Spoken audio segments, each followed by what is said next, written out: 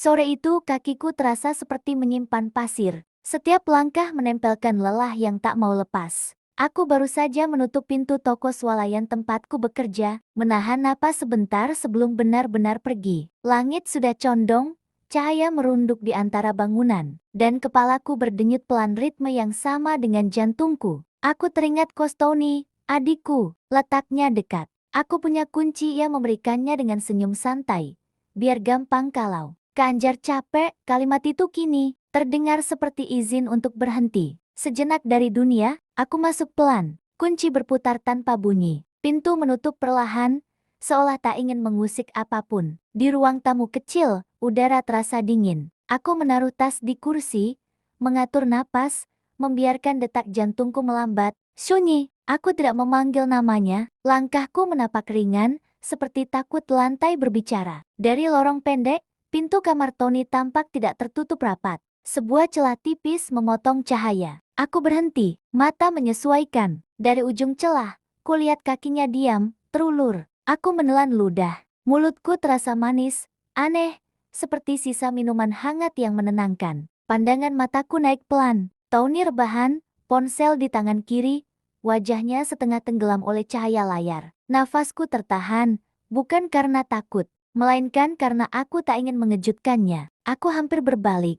Ketika mataku menangkap sesuatu yang tertutup, sarung di tangan kanannya sebuah bentuk yang tak biasa, tak pernah kulihat sebelumnya. Jantungku berdebar, keringat dingin bercucuran di tengkuk, mataku terasa dingin, seperti tersapu embun. Ada detik yang memanjang, detik yang memaksa pikiranku menebak-nebak. Tubuhku gemetar ringan bukan karena apa yang kulihat, melainkan karena apa yang kupikir. Aku melangkah setengah langkah maju, lalu berhenti. Tanganku terangkat, ragu. Aku menarik napas panjang. Pada saat itu, Tony menoleh. Cahaya layar bergeser, wajahnya terkejut, lalu mereda. "Kak," katanya pelan. Aku buru-buru memalingkan wajah, menahan canggung yang mendadak menghangatkan pipi. "Maaf, aku kira kamu tidur." Ia tertawa kecil, menurunkan ponsel. Dengan gerak yang cepat dan canggung, ia merapikan sarung itu. Tangan kanannya begitu cepat merapikan celananya dengan memiringkan badannya, menjauh dari pandangan mataku. "Maaf kak, alat kecil ini untuk latihan." Pergelangan tanganku yang habis, "Cedera dulu biar cepat pulih," kata Tony dengan sedikit malu. Aku menatap Tony dengan penuh tanya. Aku salah paham jatuh begitu saja, seperti daun kering yang patah di udara. "Oh," kataku, suaraku tipis. Detak jantungku masih cepat, tapi kini karena malu yang lembut. Mulutku masih terasa manis rasa lega yang datang terlambat. Aku duduk di tepi ranjang, menjaga jarak. Tony mematikan ponsel. Ruang menjadi lebih sunyi, lebih hangat. Aku mengusap keningku, dan ia, dengan kebiasaan lamanya, mencondongkan tubuh untuk mencium keningku singkat sebuah salam yang akrab, aman. Sentuhan itu membuat bahuku turun, napasku mengalir kembali. "Kak capek banget," ucapku. Tanganku gemetar kecil saat kuletakkan di pangkuan. Ia merapikan bantal. "Tidur aja sebentar." Aku berbaring menyamping, punggung menghadap dinding. Jarak kami sopan, namun kehadirannya terasa seperti selimut. Aku memejamkan mata, nafasku mulai teratur. Di antara detik-detik yang melunak, aku mendengar suara jam berdetak perlahan. Sabar. Saat aku hampir tertidur, sebuah kesadaran singgah. Betapa mudah pikiran membuat bayang yang tak perlu. Betapa sunyi bisa menguatkan salah tafsir. Aku tersenyum kecil, menahan kantuk. Di balik kelopak mata, cahaya sore meredup, dan dunia untuk sesaat membiarkanku beristirahat tanpa tanya. Namun sebelum tidur benar-benar datang, aku bertanya dalam hati. Setipis napas yang nyaris tak terdengar. Seberapa sering lelah membuat kita melihat sesuatu yang sebenarnya tidak ada? Pertanyaan itu mengambang seperti debu halus di cahaya sore. Aku membiarkannya melayang, lalu napasku perlahan turun, mengikuti irama yang lebih tenang. Suara dari luar langkah orang lewat. Motor jauh menjadi lembut, seolah dilapisi kain tipis. Di dalam kamar, udara terasa lebih sejuk. Mataku memejam, namun kesadaranku belum sepenuhnya pergi. Lalu ada rasa aneh yang datang tanpa mengetuk. Bukan takut, bukan pula cemas. Ia seperti kenyamanan yang terlalu cepat tumbuh, membuat jantung berdetak kencang sekaligus pelan. Dunia di balik kelopak mata meredup, warna-warna menyatu. Aku seperti berdiri di ambang dua ruang, satu terang, satu samar. Aku teringat Tony tadi, di saat tangannya dalam sarung yang terlihat naik turun. Pikiranku jadi aneh entah kemana, apa betul Tony latihan alat kecil penguat pengelangan tangannya. Tapi kok aneh gerakannya naik turun, napas terdengar lebih dekat dari biasanya. Entah napasku sendiri atau gema yang memantul di dinding, aku tak tahu. Dadaku naik turun, teratur, mulutku berasa manis, seperti sisa minuman hangat yang menenangkan.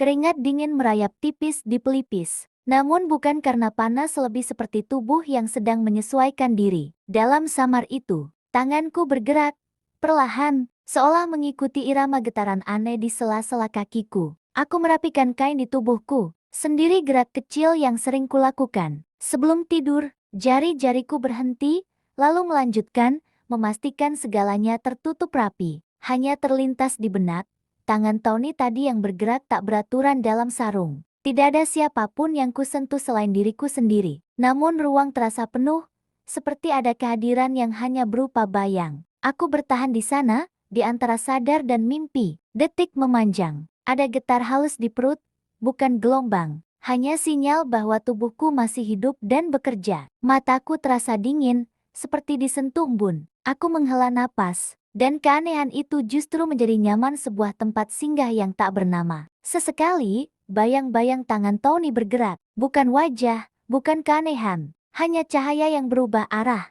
Pintu yang seolah menutup perlahan. Aku mendengar sesuatu seperti kain bergesek. Mungkin hanya selimut yang kutarik. Jantungku berdegup lebih cepat, lalu kembali tenang. Dalam mimpi yang samar, aku merasa aman. Namun rasa itu yang tak tertahan datang seperti sentakan kecil. Bukan sakit, bukan takut. Hanya panggilan agar aku kembali. Dadaku naik cepat, napas tersangkut. Aku seperti bangkit dari air, dan tiba-tiba, aku tersentak bingung linglung. Aku membuka mata. Kamar kembali jelas, cahaya senja memudar di sudut jendela. Aku duduk, menyentuh keningku sendiri, memastikan dingin itu benar-benar ada. Keringat tipis terasa di kulit. Mulutku masih menyimpan rasa manis yang aneh, lalu perlahan menghilang. Di sebelahku, Tony masih terlelap. Napasnya teratur, wajahnya tenang. Tidak ada yang berubah, tidak ada yang berpindah, hanya jam yang berdetak. Sabar, aku menarik napas panjang, menyadari jarak, menyadari batas. Kelegaan turun seperti selimut. Aku merapikan bantal, menggeser duduk agar lebih jauh, lalu berdiri pelan. Langkahku ringan, namun pikiranku penuh. Di lorong kecil, aku meneguk air, membiarkan dinginnya turun ke dada. Aku menatap pantulan diri di kaca, mata yang baru saja melewati dua dunia. Aku tersenyum tipis, seperti menenangkan anak kecil di dalam diri. Aku kembali ke kamar Tony, perlahan masuk dan menutup pintu perlahan agar Tony tidak kaget. Sesampai di tepi kasur dengan mata sedikit remang-remang, aku duduk di tepi kasur sambil menyandarkan badan di dinding yang terlihat. Catnya mulai memudar. Kurai ponselku di atas bantalku tadi. Sebelum tersentuh ponselku, aku melirik wajah Tony yang tertutup, lengannya dilipat di atas wajahnya. Aku tersentak kaget sesaat. Mataku beralih cepat menatap seperti kepala ular yang nongol di sela-sela sarung Tony. Jantungku berdebar kencang. Ku usap-usap mataku. Mungkin mataku salah dalam penangkapannya sosok kepala ular tadi. Kupandang lagi dengan melotot, berusaha memastikan apa benar yang kulihat tadi. Sulit ku pejamkan mataku, menelan ludah terasa kering, dadaku kembang kempis. Hanya terdiam tak bergerak. Mataku ini, memang benar kepala ular tadi sungguh nyata terlihat. Dengan panjang kurang lebih 25 cm. Kepalanya seperti topi, sedikit bergerak-gerak. Kusap lagi mataku. Ya, ternyata benar. Ular Tony keluar dari selah sarung yang sedikit tertutupi celananya. Terlihat terbuka pengaitnya. Pandangan yang asing tak pernah aku lihat sebelumnya. Jantungku berdebar, rasa aneh yang dalam mengalir ke seluruh jiwaku. Terhenti di ujung cabai rawitku yang terpendam di sela-sela kedua bibir bawahku. Rasa ini menyelimuti hatiku yang sulit aku tahan. Sampai aku pisefcur sedikit, terasa basah di kain cidiku. Sadari aku siuman tadi, sepertinya aku tidak melihat hal seperti ini. Tapi saat aku masuk kamar lagi, kok aneh? Apa Tony sengaja buka pintu celananya, biar terlihat aku, kalau ularnya besar dan panjang? Ingatanku melayang ke tangan Tony tadi, saat di dalam sarung sambil nonton ponselnya. Apakah hal itu yang membuat Tony merasa ingin menunjukkan sesuatu padaku? Aku jadi berpikir tak karuan yang panjang, sampai tanpa sadar, dorongan aneh mengalir padaku. Yang mana? Dorongan hatiku yang kuat yang sulit kuucapkan. Ingin sekali memegang ular itu. Namun takut Tony siuman dan terbangun. Dalam benakku bergumun, apakah Tony lupa mengancingkan? Atau mungkin bisa keluar karena terdorong oleh kepala ular Tony yang bergerak membesar. Sampai nongol keluar sangkarnya. Aku dekati lebih dekat lagi. Mataku melotok. Jantungku berdetak kencang. Ya, ular Tony mendenyut-denyut pelan. Dorongan hebat menyuruh hatiku.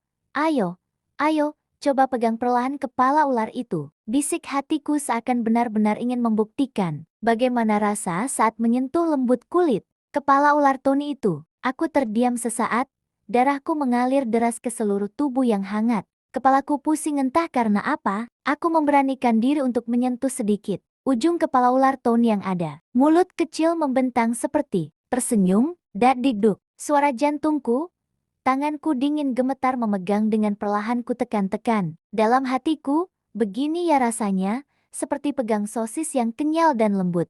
Kulihat Tony masih tertidur tenang. Entah kenapa di sela-selaku yang tersimpan rapat dalam cidiku, seperti mengalir air sedikit demi sedikit membasahi kain cidiku. Aku benar-benar takut kalau Tony sewaktu-waktu terbangun. Hanya gerakan tanganku yang berbicara. Kuusap dalam himpitan bibir bawah yang terselip kacangku terasa mulai mengeras. Kudekatkan hidungku ke kepala ular Tony, sambil mengendus seperti kucing mencari makanan. Aku semakin sedikit berdebar, badan bergetar. Tanganku tak putus-putus mencari keberadaan kacangku yang licin, sampai terpeleset ke bawah hingga masuk separuh.